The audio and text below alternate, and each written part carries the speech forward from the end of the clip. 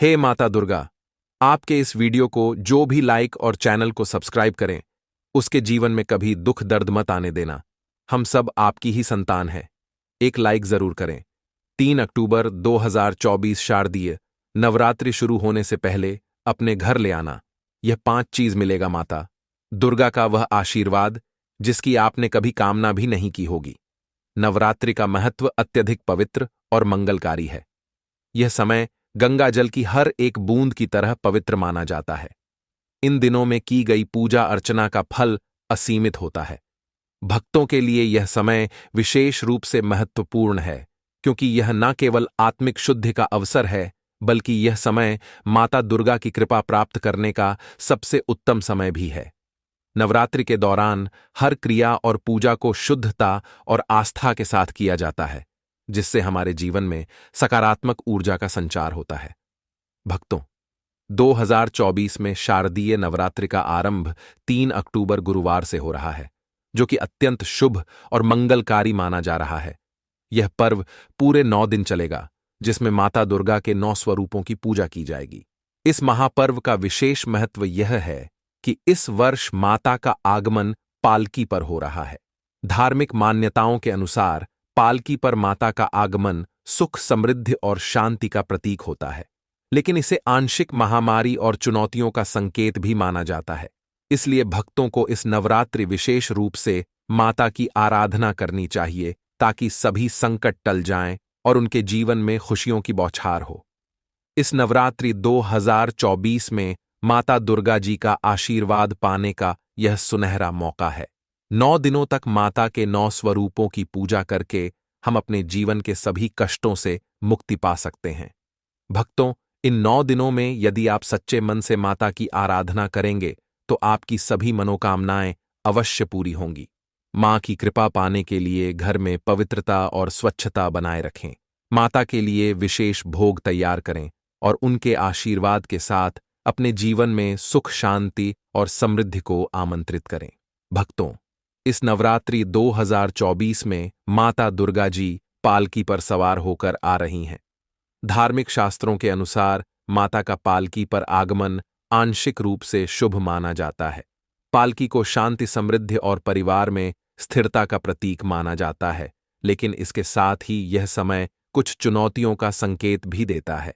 इसीलिए भक्तों, इस नवरात्रि माता की आराधना करने से आपको इन चुनौतियों से पार पाने में मदद मिलेगी और जीवन में सुख, शांति और समृद्धि का प्रवेश होगा। शास्त्रों के अनुसार जब मां दुर्गा पालकी पर आती हैं तो यह समय आंशिक रूप से शुभ होता है। इसका मतलब यह है कि मां की कृपा आपके जीवन में सुख, शांति लाएगी, लेकिन इसके साथ ही कुछ चुनौतियों का सामना भी करना पड़ सकता है। पालकी का आगमन यह दर्शाता है कि यह वर्ष स्थिरता और संघर्ष का मिश्रण हो सकता है। हालांकि अगर आप नवरात्रि के दौरान सच्चे मन से पूजा करेंगे और मां की आराधना करेंगे तो यह चुनौतियां आपके जीवन में बाधा नहीं बनेंगी, बल्कि यह समय आपके लिए एक नई शुरुआत का संकेत हो सकता है। पालकी का धार्मिक महत्व यह है कि यह शांति और समृद्धि लाने वाली होती है, लेकिन साथ ही यह समय आंशिक रूप से महामारी और बीमारी का संकेत भी हो सकता है।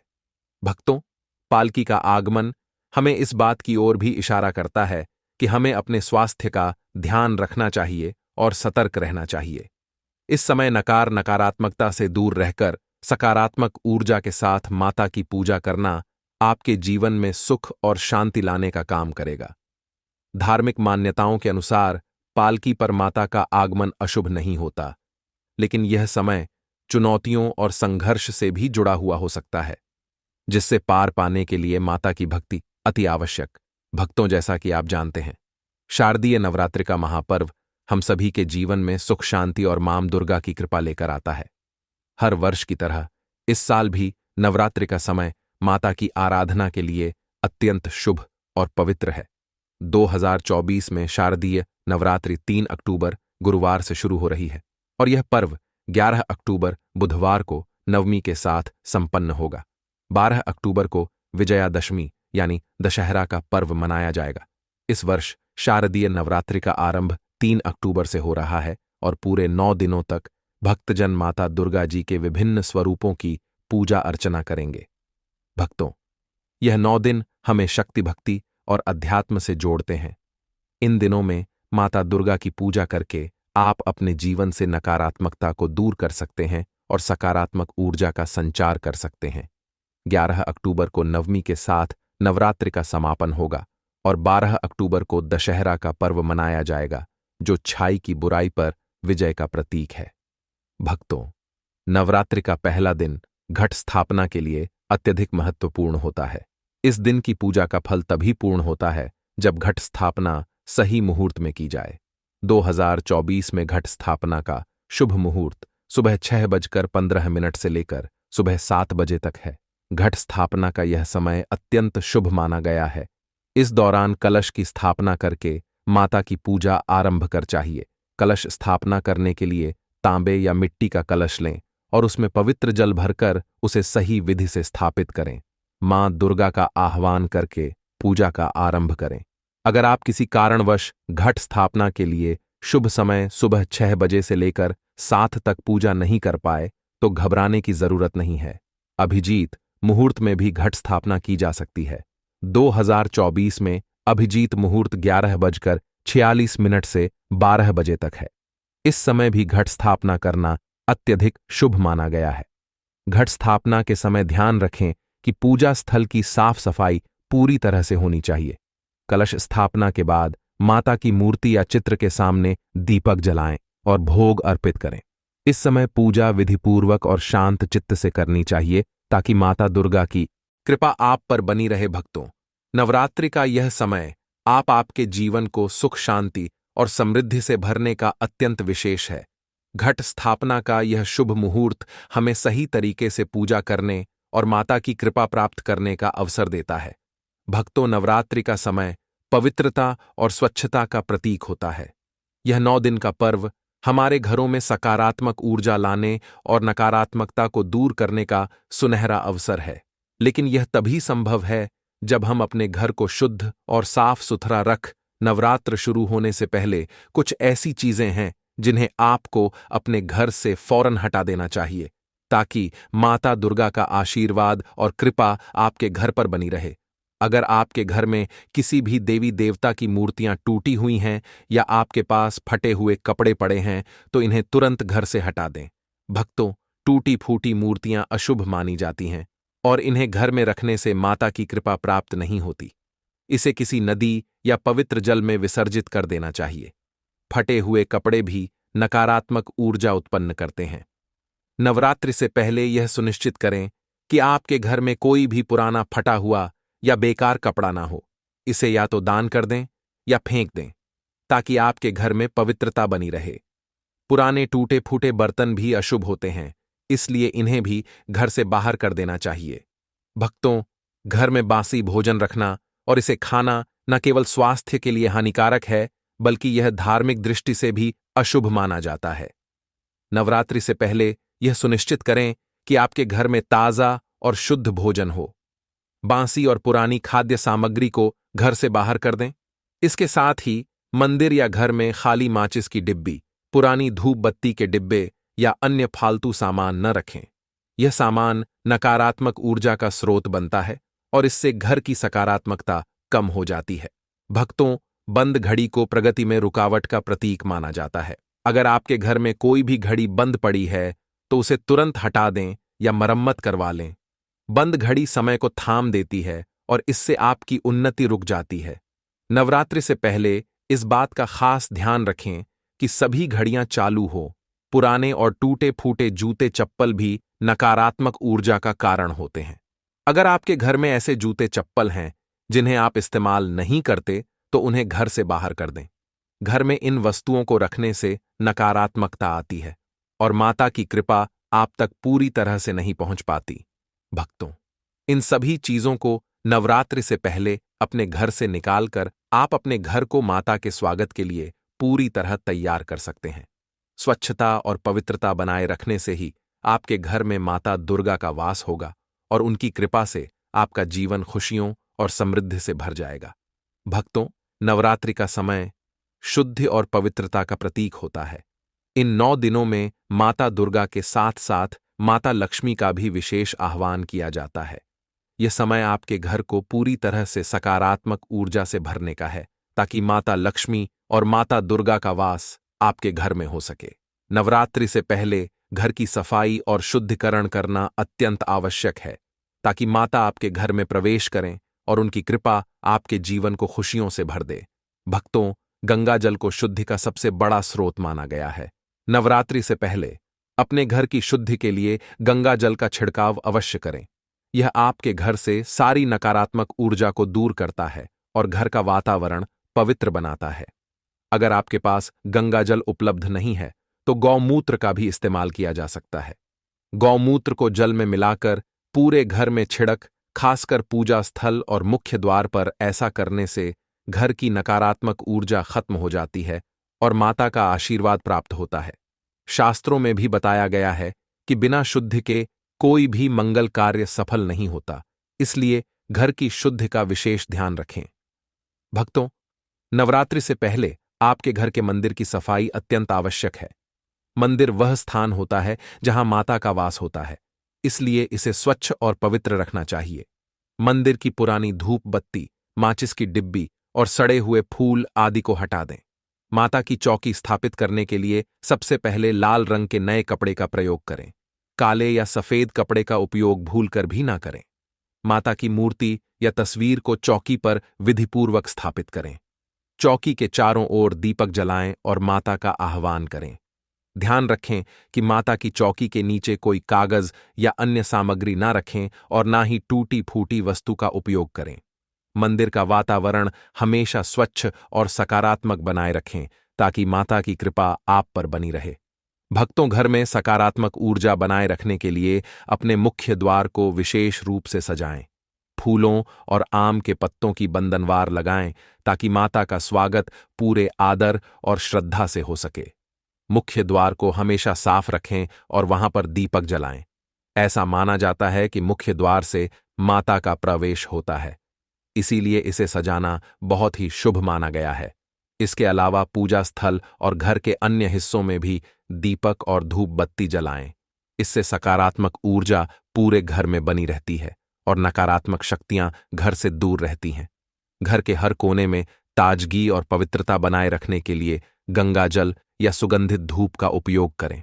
भक्तों, इन छोटे छोटे उपायों से आप अपने घर को पूरी तरह से पवित्र और सकारात्मक बना सकते हैं, जिससे माता लक्ष्मी और माता दुर्गा की कृपा आपके जीवन में सुख, समृद्धि और शांति लेकर आए।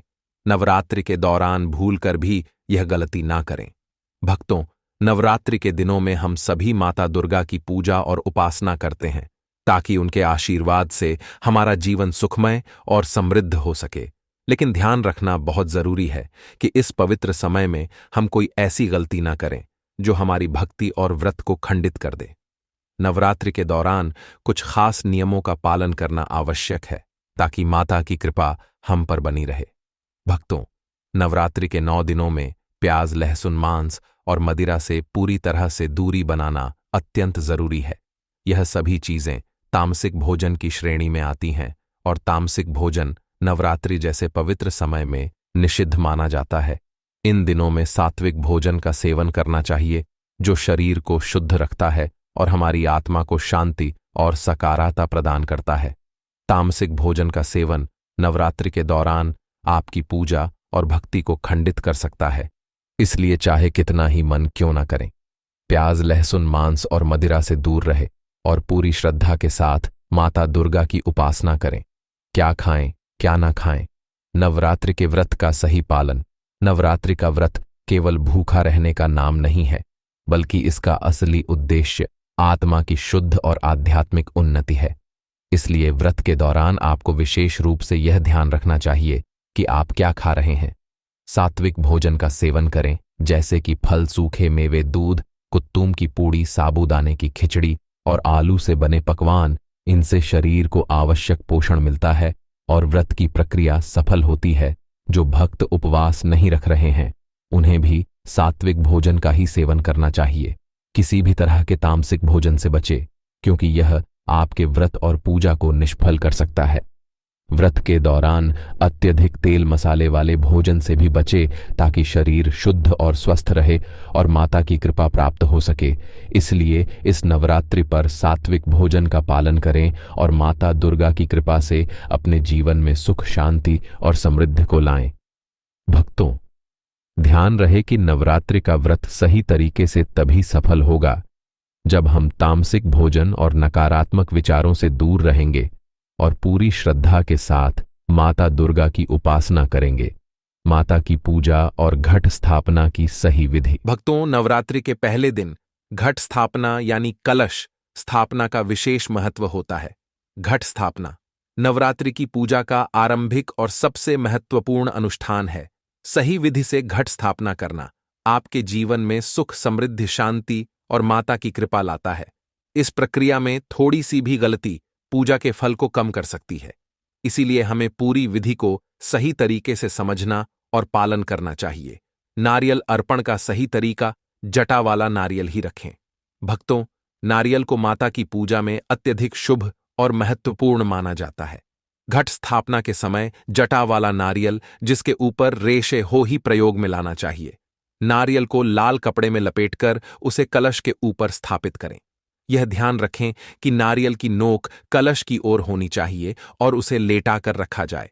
नारियल को खड़ा करके रखना शुभ नहीं माना जाता है, इसलिए इस प्रक्रिया को ध्यानपूर्वक करें। नारियल को शुद्धता और संपूर्णता का प्रतीक माना जाता है और इसका सही तरीके से प्रयोग करना नवरात्रि की पूजा का फल बढ़ाता है। भक्तों, माता दुर्गा को लाल रंग अत्यधिक प्रिय है, इसलिए घट स्थापना के समय लाल रंग के कपड़े का विशेष प्रयोग करें। कलश ऊपर नारियल को लाल कपड़े में लपेट कर रखें। ध्यान रखें कि कपड़ा फटा हुआ या पुराना ना हो। काले या सफेद कपड़े का प्रयोग भूलकर भी ना करें, क्योंकि यह अशुभ माना जाता है। माता की चौकी पर भी लाल रंग का कपड़ा बिछाए और उस पर माता की मूर्ति या तस्वीर स्थापित करें। पूजा स्थल पर स्वच्छता और पवित्रता का विशेष ध्यान रखें ताकि माता की कृपा आप पर बनी रहे। घट स्थापना के समय यह सभी सावधानियां आपको माता के आशीर्वाद का पात्र बनाएंगी और नवरात्रि का व्रत सफल होगा। भक्तों, जब आप पूरी श्रद्धा और विधि विधान से घट स्थापना करते हैं तो माता आपके घर में वास करती हैं और आपके जीवन को सुख समृद्धि से भर देती है। भक्तों, अब हम बात करेंगे कि नवरात्रि में किन फलों का सेवन करें और क्यों नवरात्रि के दौरान व्रत रखने की परंपरा हमारे शास्त्रों में विशेष रूप से वर्णित है, जिसमें देवी दुर्गा की उपासना और संयमित आहार का महत्व बताया गया है। फलाहार को व्रत के दौरान अत्यंत महत्वपूर्ण माना जाता है, क्योंकि यह शरीर को ऊर्जा प्रदान करने के साथ साथ मन को शुद्ध रखने में सहायक होते हैं। फलों का सेवन न केवल स्वास्थ्य के लिए लाभकारी होता है, बल्कि आध्यात्मिक दृष्टिकोण से भी यह महत्वपूर्ण है। आइए जानते हैं कि नवरात्रि में कौन से फल खाए जाने चाहिए और उनका क्या महत्व है। सेब, केला, पपीता, सीता फल व्रत के दौरान खाने के लिए उत्तम फल है। धन स्थान की सफाई। माता लक्ष्मी की कृपा पाने के उपाय। माता लक्ष्मी की कृपा पाने के लिए शास्त्रों में कुछ खास उपाय बताए गए हैं, जिनका पालन करने से जीवन में सुख, समृद्धि और बरकत बनी रहती है। इन उपायों में सबसे महत्वपूर्ण है धन रखने के स्थान की शुद्धता और सकारात्मक ऊर्जा बनाए रखना। यदि धन स्थान साफ और व्यवस्थित हो तो माता लक्ष्मी की कृपा सदैव बनी रहती है। आइए जानते हैं कैसे आप अपने धन स्थान की सफाई करके माता लक्ष्मी का आशीर्वाद प्राप्त कर सकते हैं।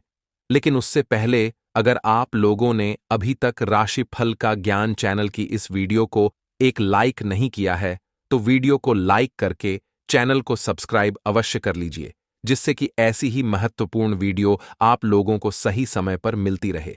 भक्तों, धन स्थान वह जगह है जहां आप अपना पैसा, गहने और मूल्यवान वस्तुएं रखते हैं।